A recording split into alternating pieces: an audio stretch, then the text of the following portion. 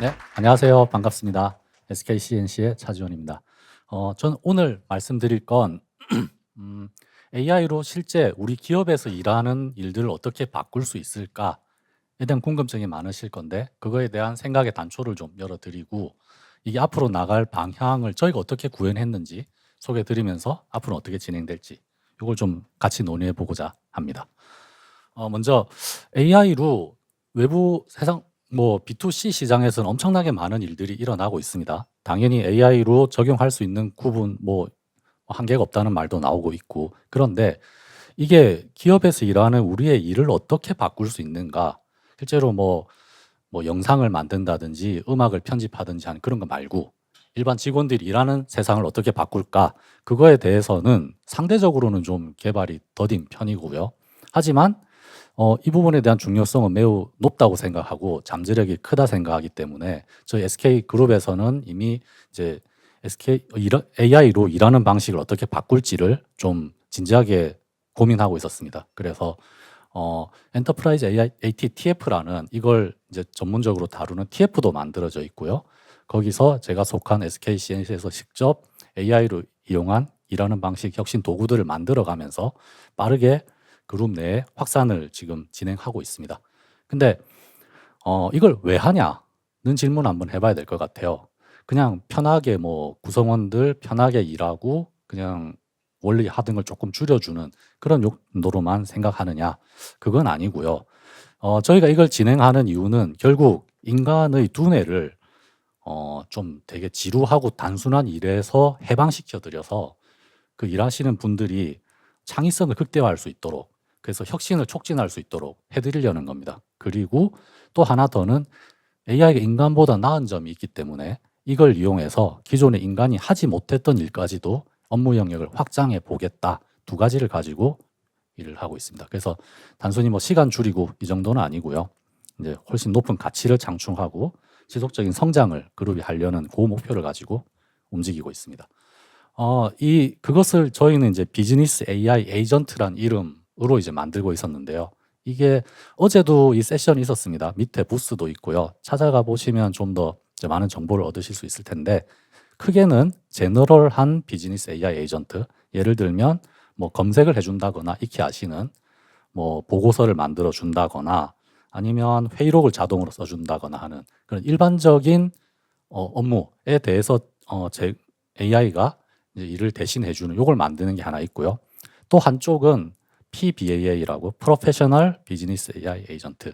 그러니까 특정 업무를 진짜 AI가 완전 대신하는 거 이것도 목표로 하고 있습니다. 그래서 채용을 AI가 사람이 대신해서 AI가 전부 다 한다든지 재무 상담이나 이런 걸 진짜 AI가 완전 다 해준다든지 하는 그런 쪽에 일을 두 가지를 노리고 있습니다. 그래서 요거 이루어진 일들을 저희 목표를 잠깐 말씀드리자면 제너럴 BAA는 결국에는 전 그룹의 구성원들에게 개인별 비서를 하나씩 주겠다 이렇게 생각하시면 됩니다. 그래서 보통 임원분들이 이제 비서가 다 계셔서 회의실도 잡아주고 계정 정산도 하고 이렇게 하지만 일반 구성원이 그걸 다 누리지는 못하는데요.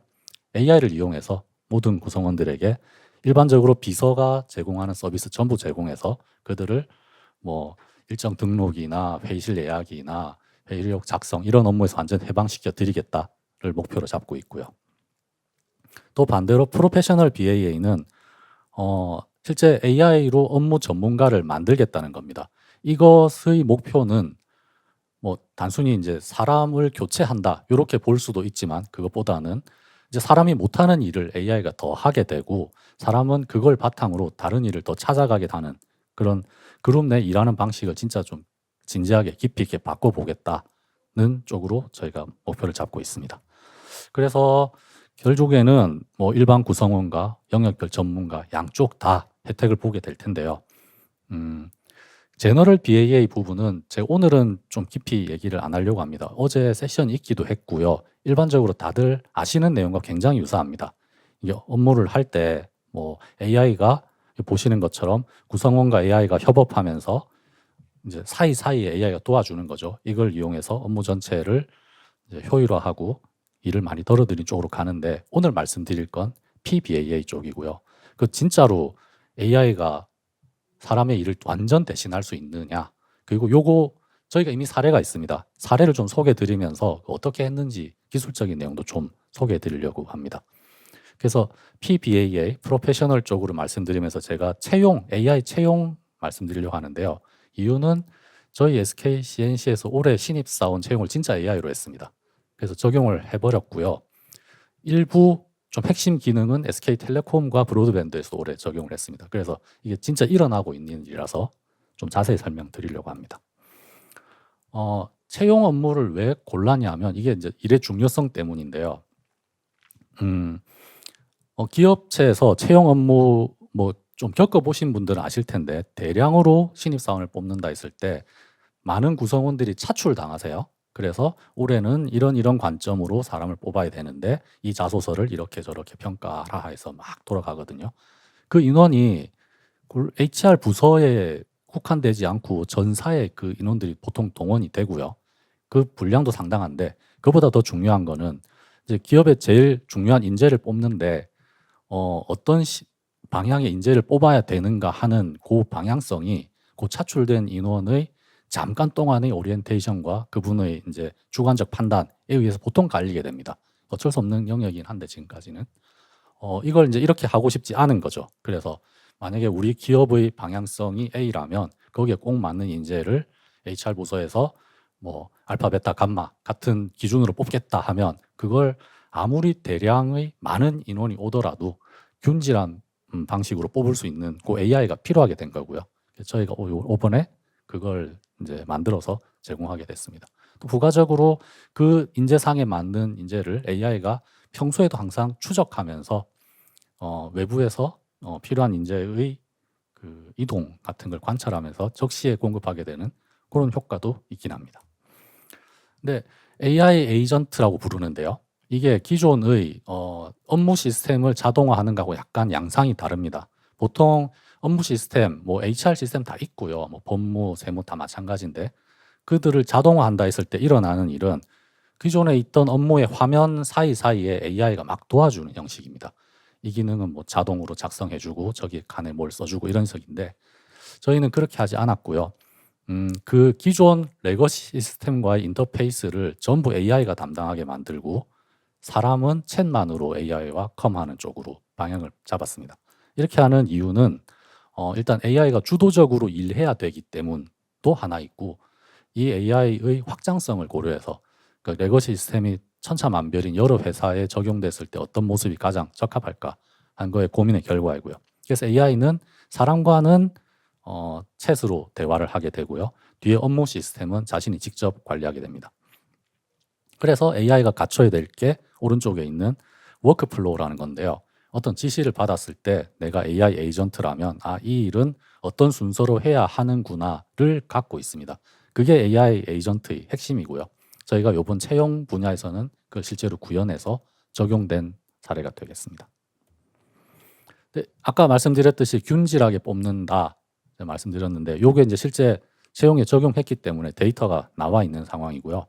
왼쪽에 보시는 그래프에서 그 빨간 부분이 AI고요. 파란 선 두 개가 사람 1, 2입니다.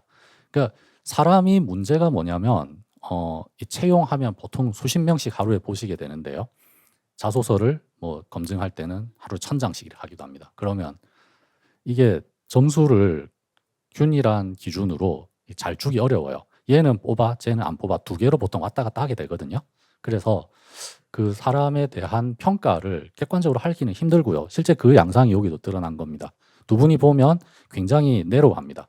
점수 폭이. 그래서 좋은 점수, 안 좋은 점수. 좋은 것도 그건 그렇지만 안 좋은 건 보통 3점 평균 이렇게 모이게 되고요. AI는 그보다는 훨씬 이제 넓은 영역으로 평가하게 되고요. 그래서 낮은 점수부터 높은 점수까지 표준 분산에 가까운 이런 모습을 보이게 되고요. 오른쪽에 보이는 요 관계 차트가 상관관계가 간단히 말씀드리자면 AI가 사람 간의 편차가 서로 간에 더 크고요. AI는 그들의 좀 중앙값에 굉장히 가까운 걸 보인다는 내용입니다. 그래서 실제 사람에게 평가시켜 보면 뭐 굉장히 개인의 성향에 영향을 많이 받는 경향이 있는데 그걸 AI로 극복할 수 있다는 증거가 이미 나와 있는 상황입니다. 그래서 아까 말씀드렸듯이 AI가 워크플로우를 가지고 있어서 프로세스를 효율적으로 개선하기 때문에 요번에는 저희가 아직 시간 문제로 적용 못했지만 이제 곧 정리되고 나면 이제 공고 게시부터 AI가 다 하게 될 거고요. 요번에 SK 커리어스 사이트에 올라간 공고부터 요번 채용은 AI로 뽑게 되니까 지원자분들 다 아셔야 합니다는 경고까지 알림까지 나가 있는 그런 상태로 진행됐습니다. 그리고 또 하나 포인트가 이번 AI로 신입사원을 뽑는 데 있어서 AICT라는 새로운 종류의 시험을 도입했습니다. 기존에 SKCT는 다 아실 겁니다. 인성에 대해서도 하고 하는 그 시험 외에 AI를 이용해서 일을 얼마나 잘 하느냐 하는 시험이 들어갔습니다. 이건 기존에 있던 직무 역량 테스트의 좀 확장판이라고 보실 수도 있는데요. 보통 저희 이제 SKCNC 같은 회사는 코딩 시험을 봤거든요.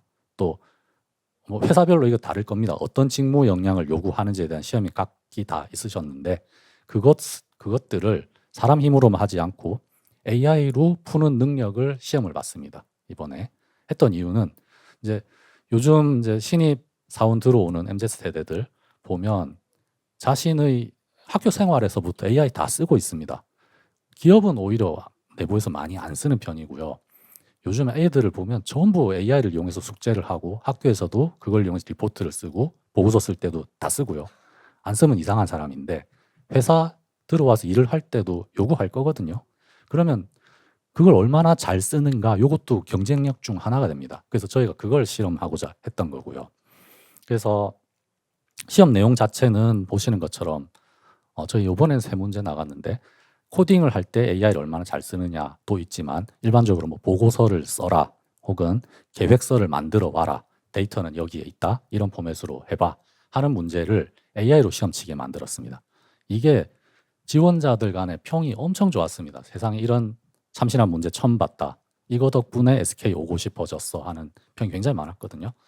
그런데 그 평과는 다르게 점수는 굉장히 안 좋았던 굉장히 어렵습니다. 왜냐하면 이 문제가 난이도가 일반 인간이 주어진 시간 안에 사람의 힘으로만 할 수 없는 문제를 내놨습니다. AI 도움 받지 않으면 그 시간 안에 절대 해결 못하는 문제를 내놨는데 그럼에도 불구하고 이제 그 일에 견적이 안 잡히는 분들은 본인의 힘으로 하겠다고 달려들었다가 AI 도움을 조금씩 받다가 시간이 모자라서 이런 케이스 좀 많았거든요. 근데 반대로 어떤 분들은 코딩 테스트도 마찬가지인데 어떤 분들은 기차게 잘 씁니다. 아무리 어려운 내가 이 문제를 이 시간 안에 이렇게 해낼 줄 몰랐어 하는 생각이 들 정도로 AI를 이용해서 대단한 결과를 짧은 시간에 뽑아내시는 분들 있거든요. 앞으로는 이제 그런 분들이 일하러 이제 입사하셔서 많은 활약을 할 거라고 보고요. 물론 이렇게 뽑은 인재의 그 특성이 어떤 HR적으로 어떤 의미가 있느냐 이건 연구 과제이긴 합니다. 앞으로. 하지만 뭐 섣불리 좀 짧게 생각해 보면 약간 일머리가 있는 분들 딱 보면 이 문제 30분 안에 풀 견적이 안 나오는데 내놨네. 적극적으로 어떤 다른 방법을 잘 찾으시는 분들 이런 분들이 요 좋은 점수를 받았던 예제입니다.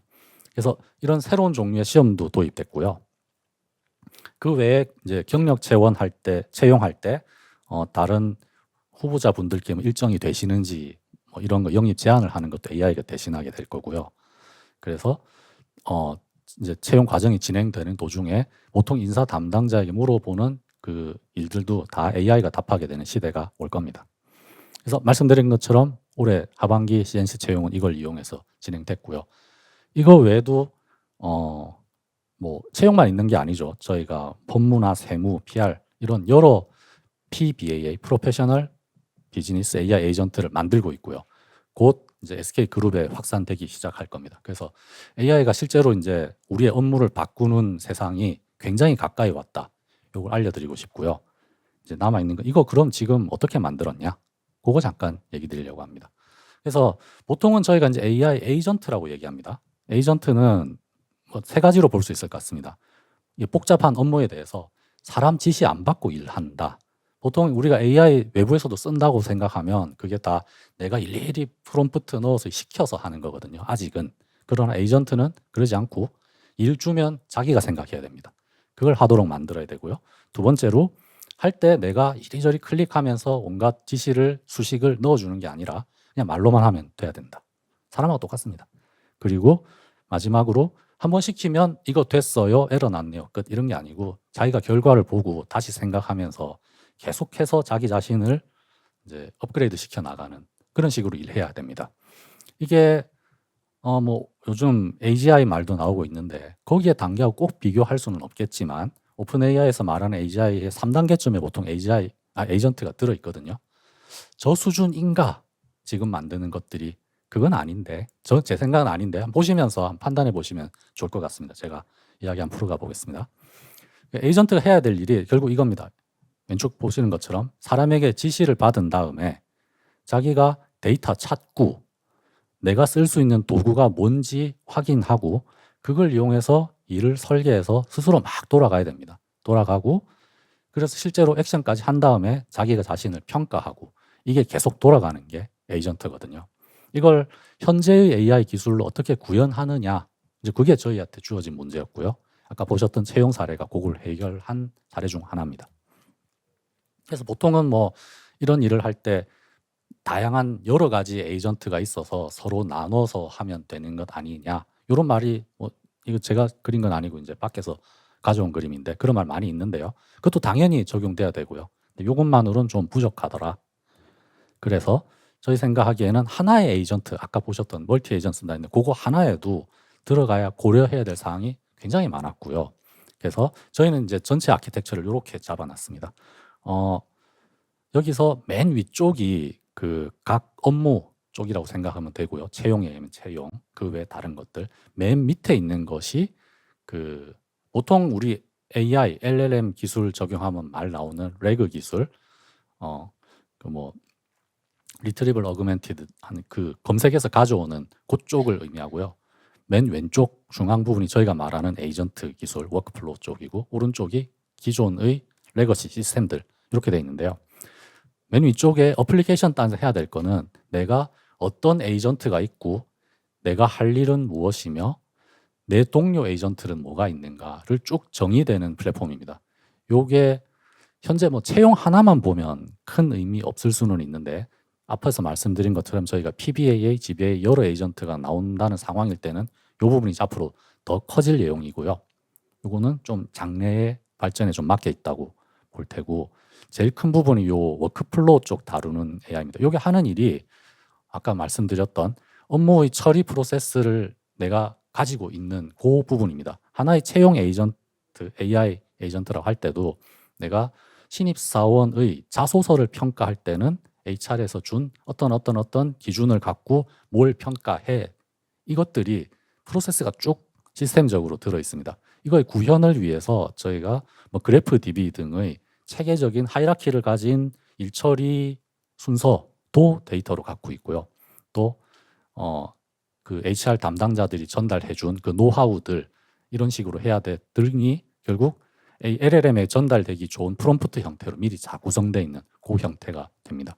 근데 얘가 해야 되는 일 중에 하나가, 그러면 나는 이런 프로세스 일을 하기 위해서 갖고 있는 도구와 레거시 시스템이 무엇인가, 그것도 여기서 갖고 있게 되고요. 그리고 실제 그거를 액션하기 위해서 저희가 액션 허브라는 영역을 만들어 놨습니다. 이게 의미하는 건 원래 기존의 사내에 여러 시스템과 데이터들이 있거든요. 뭐 인사 DB라든지 규정 DB라든지 다 있습니다. 이것들을 AI가 LLM이 이해할 수 있는 형태로 표준화시켜 놓은 게 액션 허브입니다. 그래서 사내에는 어떤 API가 있는데 이게 입력 값은 무엇이고 출력 값은 무엇이며 어떤 식으로 써야 되고 주의할 점은 뭐다 등등이 프롬프트로 만들어져 있습니다. 그래서 맨 왼쪽에 보셨던 워크플로우가 이런 프롬프트가 있는데 내가 이런 일을 하려면 저거 쓰면 되겠네 하고 판단하게 되는 구조입니다. 그래서 기존처럼 그냥 사람이 다 코딩해서 이런 식으로 절차하면 돼 시작 이런 게 아니고 순간순간 AI가 돌아가면서 자기의 가능한 옵션을 가지고 움직이게 됩니다. 그래서 이게 주는 장점이 굉장히 크고요. 굉장히 유연한 업무 구조를 만들 수 있게 됩니다.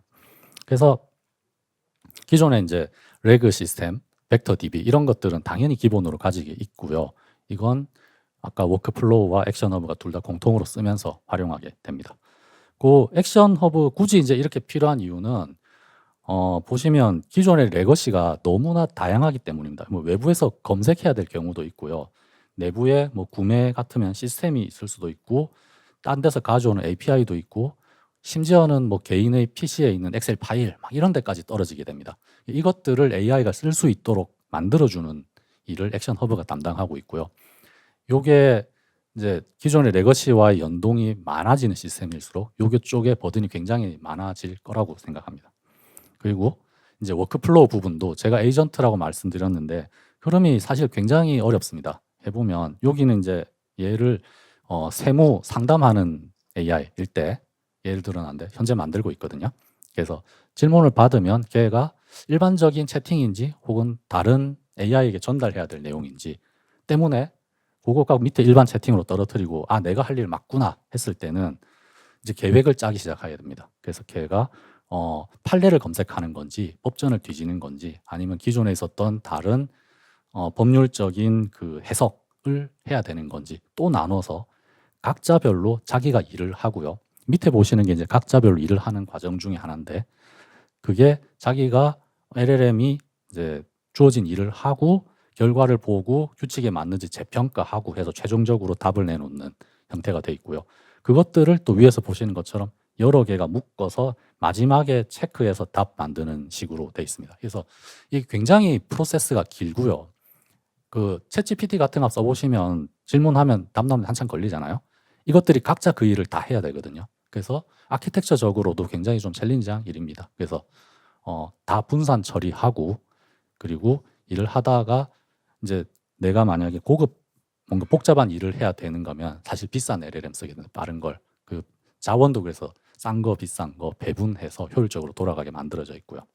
이런 아키텍처 구성하는 일도 앞으로는 좀 많은 노하우를 가져야 될 영역이라고 봅니다. 그래서 제가 아까 이제 AGI 말했고 에이전트가 이런 식으로 저희는 만들고 있는데 보통 시장에서 말하는 AI 에이전트라면 가져야 될 기능들을 요 정도 늘어놓습니다. 자율성 있어야 되고 반응성, 외부 환경에 반응해야 되고 미래 요구도 예측해야 되고 학습 능력 가져야 되고 사회성이 있어야 되고 이동성 가능해야 되고 이렇게 말을 하는데 지금 말씀드린 요 정도 가지고 이거 커버할 수 있느냐 하면 솔직히 말씀드리면 아닌 것 같거든요. 안 되는 것 같고 그리고 이런 식으로 현재 이제 LLM과 다른 엔지니어링 기술을 묶어서 에이전트를 만드는 게 그럼 앞으로 나갈 AGI에 맞는 방향성이냐? 그것도 아닌 것 같아요. 그건 이제 AI의 기술적인 발달로 앞으로 그냥 아예 근본부터 바뀔 수 있는 영역이라고 보거든요. 근데 저희가 이렇게 하는 이유는 현재 저희 목적을 이루기 위해서 AI를 활용하는 이제 최적의 방법이라서 이렇게 하는 거고요. 저희는 이제 실무적인 입장에서 그룹에 AI를 이용한 업무 혁신을 하기 위해서 현재는 이게 맞다고 봐요. 그래서 지금 말씀드린 이런 체제로 만들고 있고 그래도 이 과정 안에서 AI가 반응성은 있습니다. 외부에 아까 API 허브 같은 게 그런 부분인데 기존의 이제 레거시 쪽이 어떻게 바뀌느냐에 따라서 완전 이제 AI 핵심 부분을 건드리지 않고도 유연하게 바뀔 수 있는 구조는 만들어져 있고요. 또 학습 능력이라 되어 있는데 아까 보셨듯이 내가 AI가 결과를 내놓은 다음에 그게 다시 한번 확인하는 과정이 들어있는데 그 간단히 말씀드렸지만 그 부분이 학습 능력에 포함됩니다. 그래서 자기가 내놓은 결과가 해야 되는 목적과 다를 경우에는 내가 프로세스가 잘못됐구나 해서 고치는 일까지 들어가 있거든요.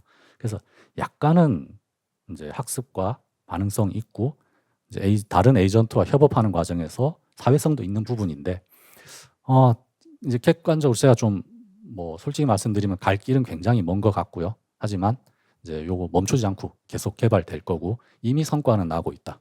이렇게 말씀드리겠습니다. 감사합니다.